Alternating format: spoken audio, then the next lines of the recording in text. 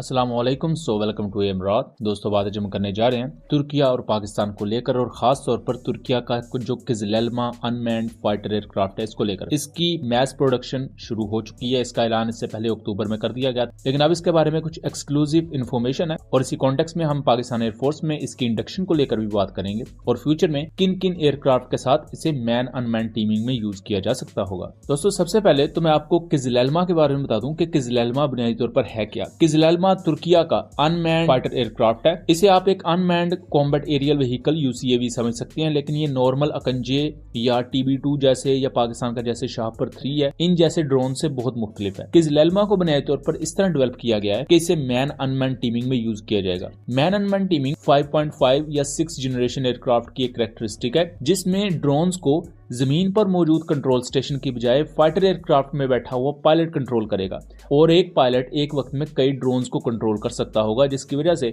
एक एयरक्राफ्ट एक ही वक्त में मल्टीपल जगह पर अटैक करने के काबिल होगा। इन ड्रोन्स के जरिए एक ही वक्त में कई जगह पर जासूसी या निगरानी का काम किया जा सकेगा और इससे बुनियादी तौर पर मैन अनमैन टीमिंग कहते हैं। तो ये एक normal unmanned combat aerial vehicle की तरह नहीं, बल्कि आप इसे एक नेक्स्ट जनरेशन अनमैन्ड एयरक्राफ्ट के कॉन्सेप्ट पर बेस्ड एक चीज कह सकते हैं और इसका आगे इसी कॉन्टेक्स्ट में यूज किया जाएगा। दोस्तों, किजलेल्मा की फर्स्ट फ्लाइट तो 14 दिसंबर 2022 में हुई थी और अभी तक इसके 3 प्रोटोटाइप्स बनाए जा चुके हैं। अक्टूबर 2024 में ऑफिशियली ये ऐलान किया गया कि किजलेल्मा की मैस प्रोडक्शन शुरू हो चुकी है। मैस प्रोडक्शन का मतलब कि अब जो मैस प्रोडक्शन के तहत नए ऐसे एयरक्राफ्ट आएंगे उन्हें टर्किश एयरफोर्स में इंडक्ट कर लिया जाएगा और 2026 तक तुर्की का ये प्लान है कि वो अपनी मिलिट्री में ऐसे 10 एयरक्राफ्ट लेकर आएगी। तो 2026 तक ये चीज भी क्लेम की जा रही है कि पाकिस्तान के पास भी ऐसा एक एयरक्राफ्ट हो सकता है, क्योंकि पाकिस्तानी ऑफिशियल्स किजलेल्मा एयरक्राफ्ट के मॉडल के साथ पिक्चर इससे पहले भी मंजर आम पर आती रही है और ऑफिशियली भी ये चीज ऑलमोस्ट कंफर्म है कि पाकिस्तान और अजरबैजान ये 2 मुल्क होंगे जो सबसे पहले कस्टमर होंगे किजलेल्मा के। इसका जो फर्स्ट वेरिएंट है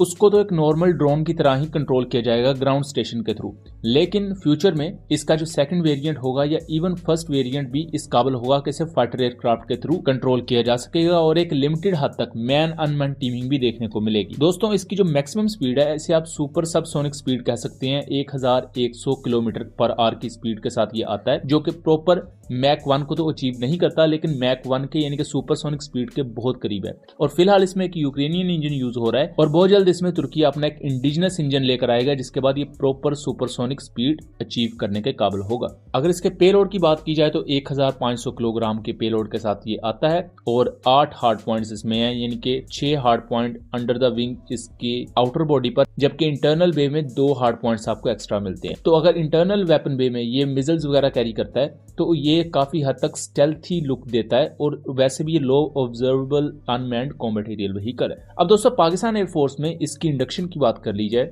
तो मोस्ट प्रोबेबली हमें 2026 से 2028 के दरमियान इसकी इंडक्शन देखने को मिल सकती है और फिलहाल तो अभी ये चीजें निगोशिएशन में पाकिस्तान के साथ। अगर इसकी परफॉर्मेंस इसी तरह अच्छी रहती है और कोई अनफॉर्चुनेटली बड़ा ट्विस्ट नहीं आता इसकी इस पूरी जर्नी में, तो पाकिस्तान एयरफोर्स पक्का है कि इसको खरीदेगी और इसको ज्यादातर जो मैन अनमैन टीमिंग में यूज किया जाएगा वो पाकिस्तान एयरफोर्स भी अपने कान एयरक्राफ्ट के साथ करेगी और अपने PFX एयरक्राफ्ट के साथ करेगी, जो कि JF-17 का ही आगे एवोल्व्ड वर्जन होगा। बहुत से सोर्सेज के मुताबिक इस एयरक्राफ्ट के साथ man unmanned teeming JF-17 block 3 भी करने के काबिल होगा, इवन दो ये एक नॉर्मल 4.5 जनरेशन का एयरक्राफ्ट है। लेकिन अगर 2026-27 के ईरा को देखा जाए तो उस वक्त तक ऐसे 4.5 जनरेशन एयरक्राफ्ट के सॉफ्टवेयर में और इनके मिशन कंप्यूटर में ऐसी अपग्रेड्स की जा चुकी होंगी कि ये मैन अनमैन टीमिंग के करने के काबिल होंगे और इसी तरह ही अजरबैजान भी अपने JF-17 के साथ किजलेल्मा एयरक्राफ्ट को मैन अनमैन टीमिंग में यूज कर पाएगा। इवन दो जो पाकिस्तान के पास चाइनीज में J-35 एयरक्राफ्ट होंगे उनके साथ भी किजलेल्मा को इंटीग्रेट किया जा सकता होगा।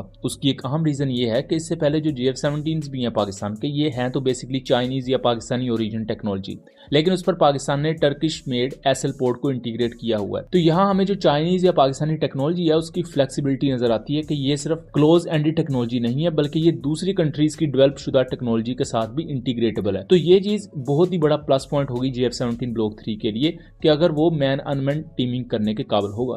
ये समझ लें कि एक नेक्स्ट जनरेशन कैपेबिलिटी होगी जो कि ब्लॉक 3 में आ सकती है। बहरहाल अगर ब्लॉक 3 में हमें ना भी नजर आए तो ये PFX और कान और उसके साथ साथ J-35 में ऑलमोस्ट कंफर्म है। इसका एक बड़ा फायदा जो मैं आपको सिंपल से अल्फाज में समझा सकता हूँ कि अगर एक वक्त में PFX एयरक्राफ्ट 3 एंटीशिप मिसाइल्स लेकर जा रहा है तो वहीं अगर वो एक वक्त में उसके साथ 2 ऐसे किजलैल्मा एयरक्राफ्ट उड़े हैं तो वो 2 किजलैल्मा एयरक्राफ्ट अपनी इंटरनल बे में 4 एंटीशिप मिसाइल्स एक्स्ट्रा लेकर जा रहे होंगे। तो जहां पहले एक मिशन में आपके पास 3 एंटीशिप मिसाइल्स थे, वहीं आपके पास एक ही मिशन में 7 एंटीशिप मिसाइल्स होंगे और इन अनमैन्ड कॉम्बैट एरियल व्हीकल्स को मेन फाइटर एयरक्राफ्ट जिसे मदरशिप कहा जाता है उससे आगे भेजा जा सकता होगा, जिसकी वजह से आपको रेंज ज्यादा मिल सकेगी। उसके साथ साथ मदरशिप को या पायलट जो होता है उस पर भी खतरा कम होगा दुश्मन के एयर डिफेंस सिस्टम का, और आप बेहतर तरीके से दुश्मन के डेंस एरियाज में पेनिट्रेट करने के काबिल होते हैं और ज्यादा बेहतर तरीके से स्ट्राइक मिशंस को परफॉर्म किया जा सकता है। सो दोस्तों, ये था एनालिसिस। उम्मीद करता हूँ चीजें क्लियर रही होंगी। वीडियो पसंद आई हो तो इसे ज्यादा से ज्यादा शेयर कीजिएगा एंड चैनल को सब्सक्राइब कीजिएगा। मिलेंगे अगली वीडियो में, तब तक के लिए अल्लाह हाफिज।